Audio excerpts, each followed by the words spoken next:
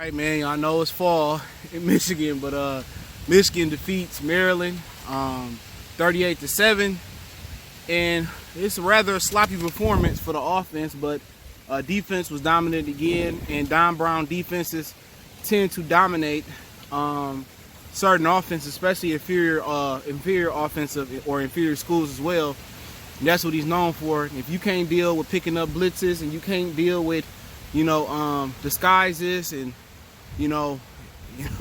Don Brown defense gonna dominate you. But if you can pick up those blitzes and you can, figure out those disguises, then that man-to-man coverage, your team got a chance to win. But Maryland, young program, couldn't do it today. But let's talk about it. Mercy Sports Talk.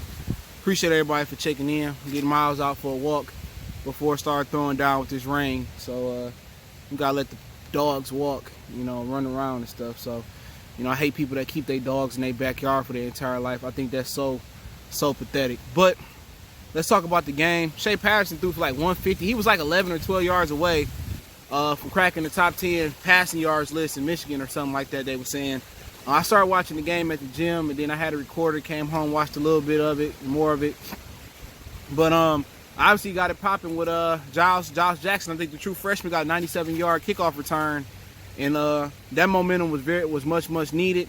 And then pretty much it was Hassan and Charbonnet out the backfield. And I think Charbonnet gonna be special, but it's hard to ask any true freshman, and no matter if he was 4 or 5, 3-star, -5 star, 10-star recruit freshman, to take the load that Zach Charbonnet has took this year. Now, the Hassan guy's been really stepping up. They've been utilizing him more, and I like the balance between the two.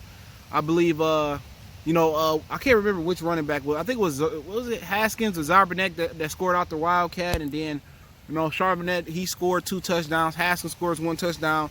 They didn't have gaudy numbers. I think Charbonnet had 28 yards on the ground or something, and Hassan, hopefully I'm saying his name right, he had 60 yards on the ground. But the offense just pretty much looked even pathetic versus Maryland. Had Maryland not allowed the kick return, I think the momentum would have been a little bit different. But, they just wasn't ready for Don Brown defense, and that's what it boiled down to. Maryland started off hot. They started off with an undefeated record at first, and they was dropping points on people. And I think Penn State went in there and destroyed their confidence. They shut down school that day. I think it was a Friday. They shut down the whole school for that game, and they shut it down. Now, it's a little backstory to this as well, too. And I finished talking about the game as well. The head coach at Maryland was the offensive coordinator at Alabama. We know Josh Gaddis was the assistant or co-offensive coordinator, and they had a little beef from Big Ten Media Day where, Josh Gaddis was saying that, hey, man, I played a part in this too. I put the game plans together, and the head coach at Maryland took it as a diss, saying that, yeah, anybody can put a game plan together, but can you improvise and call the plays when needed in situations. So, all this wind coming. Woo! Leaves and wind. Wait till it die down a little bit. But, they had a little beef going, but, Josh Gaddis got him today. But it was pretty much, man, the running backs are nothing. Shea Patterson just has really failed to impress me, man. They went 3 and out like 2 or 3 times in a row in the first half. And that just ain't gonna cut it. And it's the last year of Shea Patterson. Dylan McCaffrey got in at the end, but they just ain't got it. And I think Michigan got one of the better receiver corps in the country. It's not Alabama or Jerry Jeudy and the rest of those boys, but they got pretty good. I like Nico Collins. I like Peoples-Jones and Tyreek Black and Ronnie Bell. I think if they really had a quarterback that can get them the ball, I believe those dudes, man, a lot of them dudes will be over 700 yards or more receiving. But they just ain't got the quarterback to get him the ball. And Shea Patterson has really held back this offense. Now, a lot of people say, well, I can't tell if it's Shea Patterson or Josh Gaddis. Well, that's fair. I think it's more Shea Patterson. And I think if you want to blame somebody, the majority of the blame go to Jim Harbaugh for bringing Shea Patterson here and not believing in the process and developing a quarterback. And then, then Shea Patterson. And then I could probably say Josh Gaddis. He trying to implement a new system, and everybody got to get accustomed to it. But other than that, the defense played great today. And, they forced some turnovers here and there. They got after the quarterback. They couldn't handle the pressure. They dominated the trenches, and that's how you win football games. You win football games picking up somebody dog crying. You win football games in the trenches. You win it blocking with your offensive line, you win it with your defensive line, stopping the run and getting after the passer. And today, Maryland just didn't have a chance. But I think Maryland is a school that's going in the right direction, man. And after the death of the football player last year, and I think they're going in the right direction. And congratulations to the Nationals for winning the World Series. I think they're the first team in in American sports, that have a playoff series of 7 games to not win a home game in a championship series. So that was a little funny, and they was worried about the attendance about the game with them having the championship parade. But down there in the DMV, they got some of them. They got some of the worst. I ain't gonna say the worst fans, but they fans do not support them no more. It's more Cowboy fans down there. It's more Steeler fans down there. They don't support the Wizards, aka the Bullets. They don't support the Nationals and all, or the Capitals when they won. A lot of that is like a melting pot. It's like being from, how can I put it, Oregon.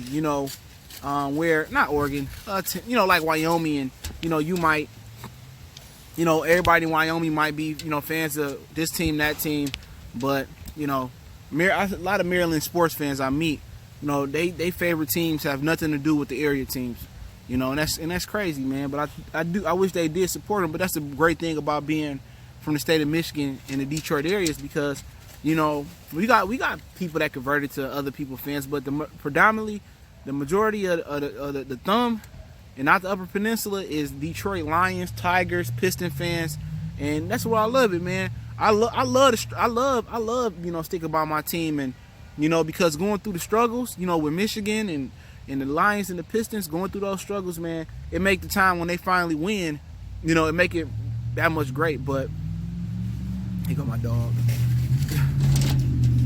He want to get on the camera. But at the same time, man, other than that, man, I just, Michigan offense came back around. I think this team probably may be undefeated if they had the quarterback to get the ball there. They got the skill position. They blocking a lot better last year. And last year, if you remember, the problem was they wasn't blocking. Patterson didn't have time to throw the ball. This year, he got time to throw the ball. He got time to scramble. He just not that guy. And Ole Miss might have knew that. You know what I'm saying?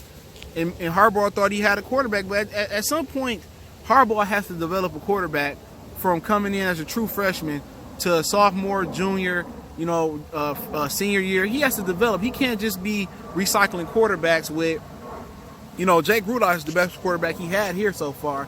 Will Spade, Jeff O'Corn, Shea Patterson. It's time for him to develop Joe Milton, or it's time for him to develop Dylan McCaffrey. And I think McCaffrey is actually better than Shea Patterson, but to wrap up the Maryland game, and Maryland also had a 97-yard kick return in the second half. Michigan had a missed field goal. So they left a few points on the table, but it didn't really matter. Obviously, it was the story of the day was Michigan defense dominated. The run game scored a few touchdowns. Shea Patterson had the touchdown, the tight end, Nick Eubanks. And that's all she wrote, all right? The running game has really carried Michigan this year. When the running game has been popping, the Michigan has been successful. When it hasn't been popping and the defense haven't been popping, the team ain't been successful. At some point in time, no matter at what level, college or football, your quarterback got to go out there and win the game. And preferably, he got to win the game with his arm, okay? Especially on the professional level. And with Michigan, their quarterback is just yet to really come out here and win the game with his arm. Yeah, he might have outplayed every quarterback he played other than Penn State, but it ain't a murderous row of quarterbacks. It ain't, the kid down there in Florida. It ain't Tua. It ain't Joe Burrows. It ain't Justin Fields or nobody like that. He out playing Middle Tennessee, Iowa, Illinois, and Illinois didn't have their starting quarterback. I think Brandon Peters was hurt. He came from here, and Harbaugh couldn't develop him. So at the end of the day, that's just pretty much what it boiled down to. Michigan has to find a quarterback, and also they got to find a defensive coordinator. And I would fire Don Braun. I'm sorry. You got to find a defensive coordinator that's more well-rounded. Not just bracketing, matchup zone. They got to find a coordinator that has man-to-man and that has a nice mix of man-to-man and zone coverage and a combination of zone and man coverage. They got to find a defensive coordinator that can find that mesh. Somebody young and innovative. If you're going to get a new offensive coordinator after the beating Don Brown took last year to Urban Myers and Ryan Day, you might as well have got a new defensive coordinator. You know what I'm saying? That's just my humble opinion. But congratulations to Michigan 38-7. We got a bye week, then we're going into the big rivalry week. So once that week comes, we'll do a lot of Michigan State coverage. And, you know, I can't wait till that week. Michigan State got a linebacker that pop hot. I know they're going through some things right now to clear his name. So I want them to be at their very, very best. And, you know, no matter how bad Michigan State is or how good or bad Michigan State is, a rivalry game, that don't mean nothing. You know, and if Michigan can beat Michigan State and they go on to beat Ohio State, I would consider this season a success. But that is my personal opinion. Let me know what you thought about the game in the comment section. Don't forget, we on Facebook, Instagram, Twitter. Reach out to the email if you got business, question, inquiry, response to your video question. One time for the one time. Mercy Sports Talk. Check my other channel out, Goodfellas Sports TV, for more sports, music, entertainment, and much more. We gone.